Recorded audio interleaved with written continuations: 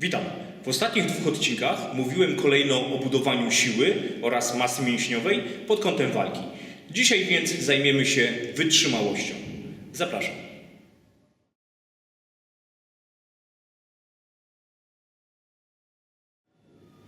Ok, zobaczcie. Gdy myślimy o przygotowaniu formy pod sporty walki, to taką pierwszą rzeczą, która przychodzi nam na myśl, zawsze jest wytrzymałość. Zgadza się? Gdy myślimy o tym, że mamy przygotować siebie czy kogoś pod sporty walki, pod walkę, to pierwszą taką rzeczą, o której zaczynamy się zastanawiać, to jak poprawić wytrzymałość. I jeżeli rzeczywiście tak jest, to dlaczego akurat omawianie naszego tematu zacząłem przede wszystkim od budowania siły, a nie wytrzymałości? I tak naprawdę odpowiedź na to pytanie dałem już w pierwszym odcinku, w którym mówiłem, że siły nie da się zastąpić żadnym innym czynnikiem motorycznym, co z kolei oznacza, że jeżeli na pewnym etapie nie zaczniemy wprowadzać do naszych treningów także siły, to nie uzyskamy takiej naszej górnej granicy możliwości motorycznych, w tym także wytrzymałości. Jak to się ma w praktyce? Zobacz, jeżeli zaczniesz pracować nad poprawą swojej wytrzymałości, robiąc tylko treningi wytrzymałościowe, to w takiej skali powiedzmy od 1 do 10 naszych maksymalnych możliwości będziesz w stanie osiągnąć na przykład 7. Ok? Natomiast jeżeli do tych treningów dodasz treningi także typowo siłowe, to dzięki nim będziesz w stanie podskoczyć ze swoją wytrzymałością na poziom 8, 9, a kto wie, czy nie także na swoje maksimum. I dzieje się tak, ponieważ, tak jak mówiłem wcześniej, siła ma bezpośredni wpływ także na naszą wytrzymałość. Spójrzmy teraz na to w praktyce. Załóżmy, że w ciągu tygodnia robisz 5 treningów związanych ze sportami walki. Okay? Co oznacza dla mnie, że prawdopodobnie się tam nie obijasz, a więc robisz technikę, tarcze, worki, sparingi, całą tą gamę związaną z treningami walki. Co z kolei oznacza, że te treningi same w sobie są już bardzo wytrzymałościowe. Zgadza się? A więc możemy przyjąć, że na nich już pracujesz nad swoją wytrzymałością. I jeżeli teraz do tych treningów, które już są wytrzymałościowe, zaczniesz dodawać kolejne treningi wytrzymałościowe, czyli pójdziesz na przykład na cross, żeby zwiększyć jeszcze bardziej swoją wytrzymałość, to tak naprawdę efekt, który uzyskasz, będzie odwrotny. Ponieważ jedyne, co uzyskasz, to zmęczenie, przemęczenie, znużenie, okay? I taką uzyskasz niechęć do pójścia na kolejne treningi, ponieważ będziesz przemęczony i zamęczysz niejako swój organizm, a w najgorszym wypadku wpadniesz w jakąś kontuzję. Tak więc nie możesz pracować nad wytrzymałością, robiąc tylko i wyłącznie wytrzymałość. Musisz także zwalniać i dodawać do tego treningi siłowe. I taką największą chyba bzdurą, którą można zobaczyć na Facebooku, na tych różnych tam motywatorach, jest coś takiego, że jeżeli skończyłeś dzisiaj trening i jesteś w stanie wyjść z niego o własnych siłach, to znaczy, że był to zły trening i się do niego nie przykładałeś. Albo jeżeli następnego dnia po treningu jesteś w stanie wstać z łóżka, to znaczy, że zrobiłeś wczoraj zły trening. No słuchajcie, takie podejście doprowadziło do przedwczesnego zakończenia kariery wielu młodych, dobrze zapowiadających się sportowców. Po prostu pozamęczali swój organizm albo powpadali w takie kontuzje, z których nie byli już w stanie wyjść. Tak więc pamiętajmy, że dalej nie zachodzi ten, kto trenuje więcej, tylko ten, kto układa swoje treningi mądrzej. Ok, pozostaje więc pytanie, w jaki sposób i kiedy pracować nad naszą wytrzymałością. I musimy tutaj pamiętać o tym, że mamy różne typy wytrzymałości. Okay? Dam Wam przykład. Na moje zajęcia krawki przychodzi chłopak, który biega maratony. Okay? Ale po pierwszym treningu był tak zmęczony, że praktycznie ledwo wychodził o własnych siłach. I był bardzo mocno zaskoczony tym, jak to jest możliwe, że praktycznie po takim średnim treningu tak mocno się zmęczył, chociaż jest w stanie przebiec maraton. Okay? Mało tego, zamęczyli go niejako ludzie, z których żaden maratonu na pewno by nie przebiegł. Dlatego też uważam, że jest to dla nas bardzo ważna informacja. Dlatego jeżeli ktoś pyta mnie, jaki jest najlepszy sposób na podniesienie wytrzymałości przez fighterów, to uważam, że jest to sparring. Okay? Uważam, że sparingi są najlepszym sposobem na podnoszenie naszej wytrzymałości, ponieważ odzwierciedlają dokładnie ten typ zmęczenia, o jaki nam chodzi. Dopiero później przychodzą tarcze, worki, ewentualnie jakieś przedmioty. I jeżeli do tego dodamy sobie, czyli do tych treningów typowo wytrzymałościowych, dodamy sobie dodatkowe treningi związane z typowym budowaniem siły, to mamy praktycznie komplet tego, na czym nam zależy. Oczywiście można także biegać w odpowiedni sposób, chociaż ja akurat nie biegam, ponieważ zauważyłem, że później mam problemy z uzyskaniem właściwej dynamiki kopnięć. No dobrze, ale co zrobić, jeżeli akurat nie masz żadnych treningów walkowych, być może masz przerwę, jesteś w domu, masz jednego ketla i chciałbyś pracować nad swoją kondycją. I pytanie, czy coś takiego w ogóle jest możliwe? I odpowiadam, że tak i dam Wam bardzo taki fajny sposób, który będziecie mogli sobie zrobić nawet w domu i nazywa się on drabiną oddechów. Ok? I do tego ćwiczenia będziemy potrzebować jeden odważnik. Ja zwykle używam 32 lub 40 i będziemy wykonywać swing oburącz. Ok? Przypomnę, jak on wygląda.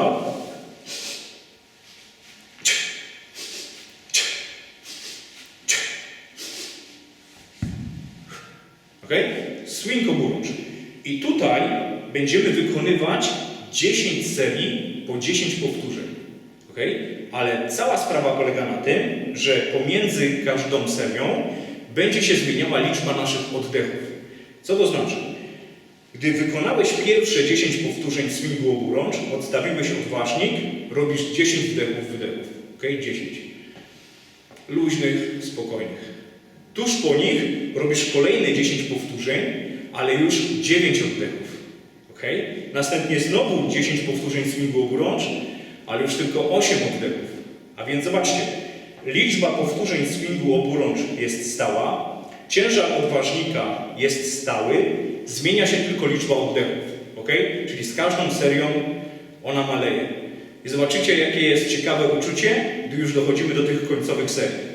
Tak więc bardzo gorąco polecam to ćwiczenie, ponieważ nie dość, że jest świetne, do tego jest bardzo bezpieczne, do tego w żaden sposób Cię nie spowolni, a da Ci efekty, które poczujesz naprawdę bardzo szybko. I kolejne rewelacyjne ćwiczenie, bardzo wymagające ze względu na przeciążenia, które generuje, nazywamy je snatch. Okay? I jest to ćwiczenie, które jest przeznaczone wyłącznie dla osób, które są w stanie unieść bez problemu rękę nad głową. Okay? Wydaje to się dziwne, to o czym mówię, ale niestety wielu fighterów ze względu na pozycję, w której zwykle walczy, ma później problem z mobilnością i właśnie z uniesieniem ręki ponad głowę. Okay? Także jest to częste zjawisko, dlatego też o nim mówię. Tak więc jeżeli nie jesteś w stanie unieść ręki nad głowę bez problemu, wyprostowanej, nie ruszaj tego ćwiczenia. Okay? Jeżeli nie stanowi to dla Ciebie problemu, oczywiście korzystaj z niego, bo jest naprawdę takie bardzo mocne. Zobaczcie, jak to wygląda. Chwytam odważnik. Moja pozycja jest dokładnie taka sama, jaka była przy swingu jednorącz. Okay? Tylko że odważnik będziemy prowadzić w górę. W górze moja sylwetka jest wyprostowana, ręka zaciśnięta lub palce otwarte. Zrzucam go w tył i przed siebie. Zauważcie, że podczas tego ćwiczenia moja sylwetka w ogóle się nie zmieniała. Ok? A więc nogi miałem wpasowane w ziemię, nie bujałem się na nich, ok? Nie skręcałem w ogóle swojej sylwetki, a więc ten sam ruch, który mieliśmy wcześniej przy martwym ciągu, przy swingu oburącz, przy swingu jednorącz, przy high pullu, teraz mamy przy snatchu. Ok? Nic się tutaj nie zmienia. I to, co tutaj jest jeszcze bardzo ważne, to to, że odważnik pokonuje drogę ponad naszą ręką, ponad grzbietem.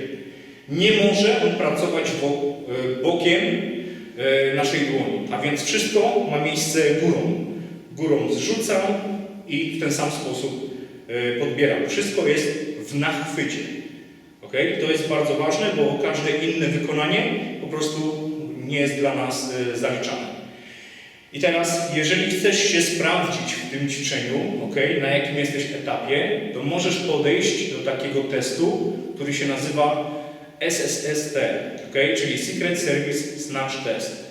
I polega to ćwiczenie na tym, że odważnikiem 24-kilowym, czyli takim jak ten, to jest 24 kg, mamy wykonać 200 powtórzeń snatch, w 10 minut.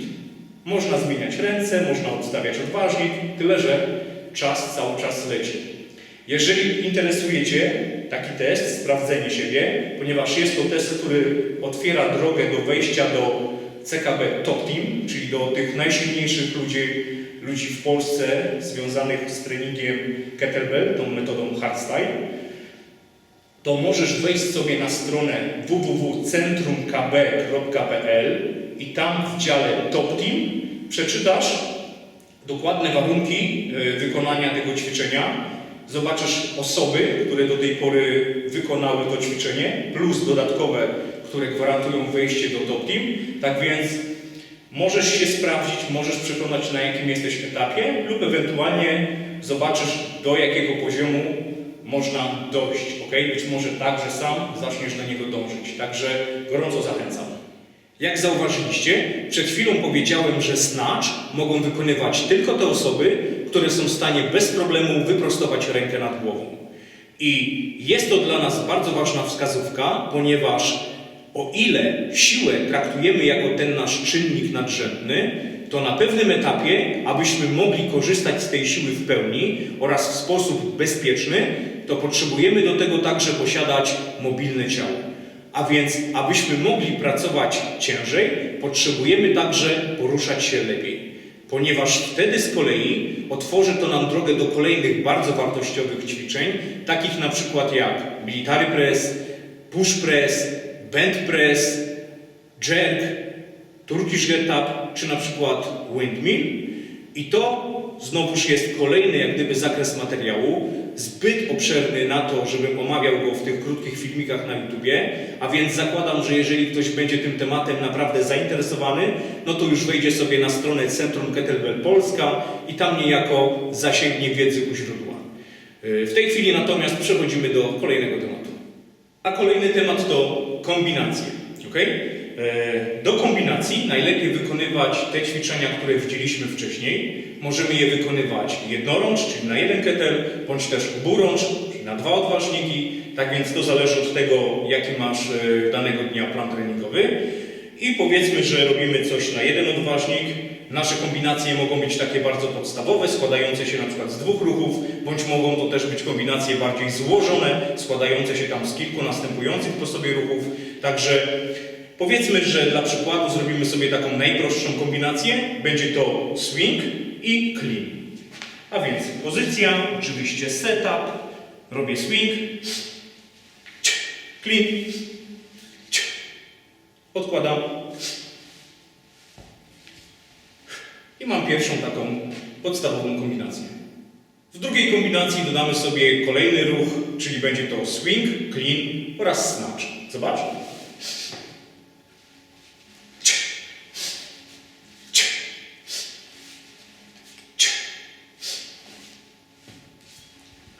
I kolejna kombinacja swing, clean, snatch, clean, squat. Zobacz.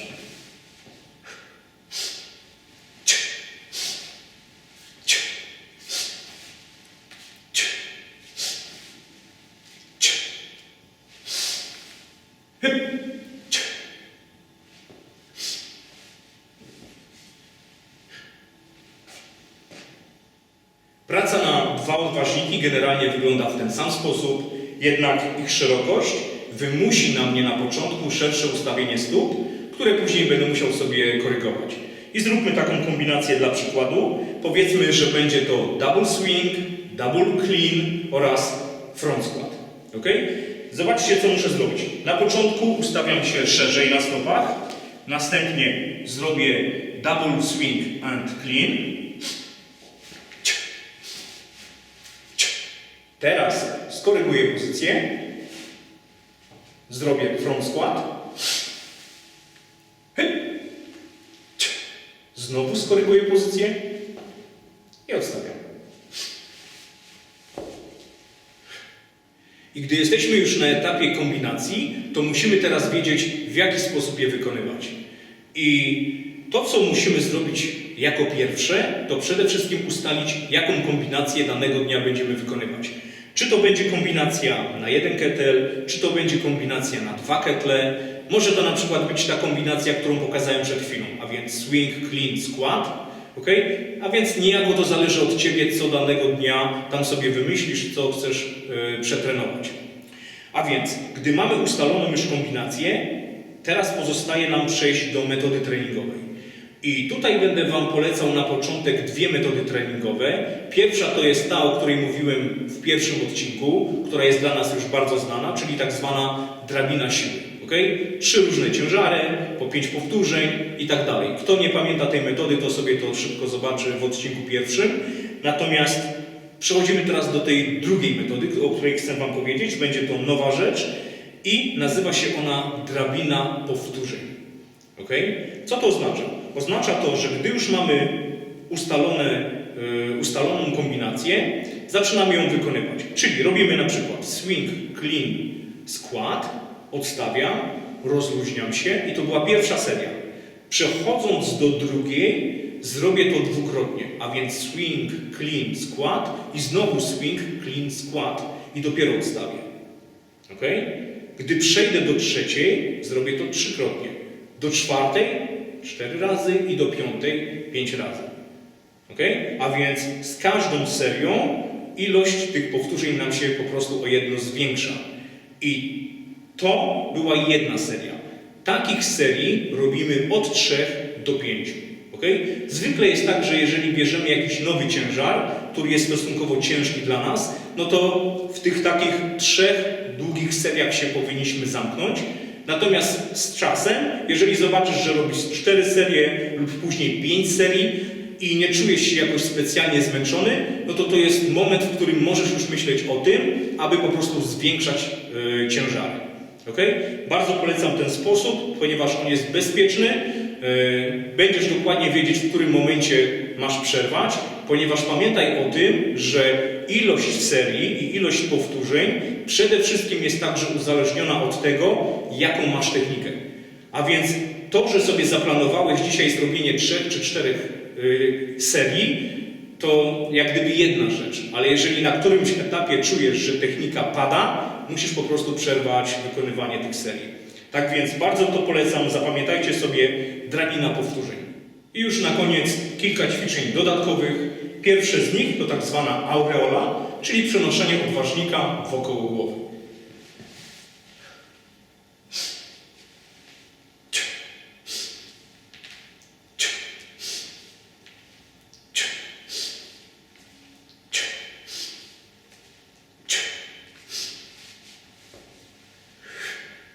I tak 5 powtórzeń w jedną stronę, 5 powtórzeń w drugą, w 3 seriach. I kolejne ćwiczenie, tym razem na kaptury, unoszenie rąk z ketlami. Ręce przodem.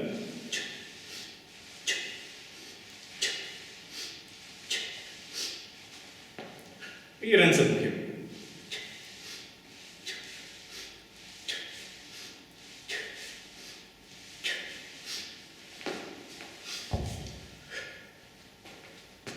Jeżeli chcesz trochę wyizolować mięśnie, także nie ma problemu.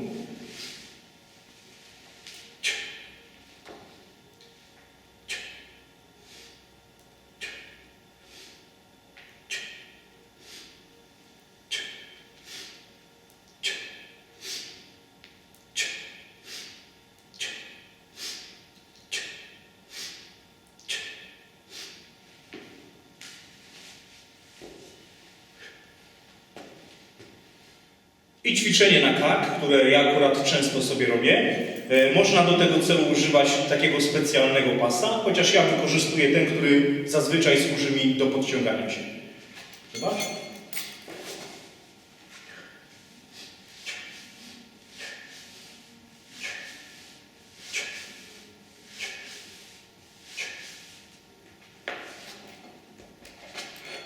I ostatnie ćwiczenie to brzuszki z ketlem. Są różne opinie na temat używania tutaj obciążenia, jednak ja używam.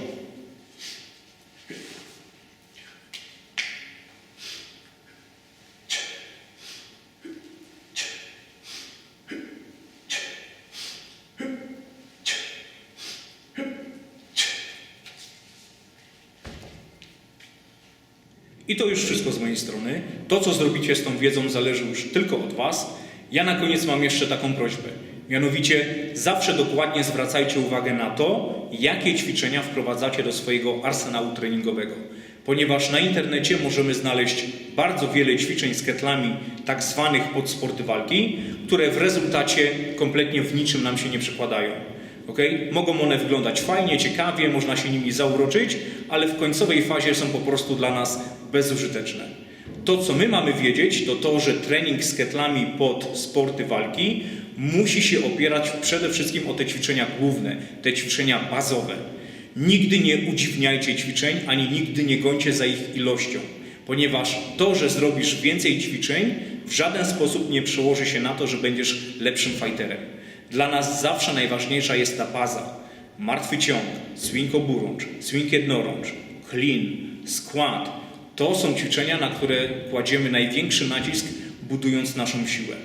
Nie uprawiajcie jakiejś żonglerki z ketlami, bo nie jesteście cyrkowcami. Nie uprawiaj wskakiwania na stepy, zeskakiwania, rzucania tym ketlem, bo to nie jest fitness. Potraktuj ketle jako takie solidne narzędzie do budowania siły, a zobaczysz, że odpłacą Ci się one formą, której prawdopodobnie nawet na początku się nie spodziewałeś. Tak więc dziękuję jeszcze raz, życzę mądrych treningów, pozdrawiam, siła z Wami.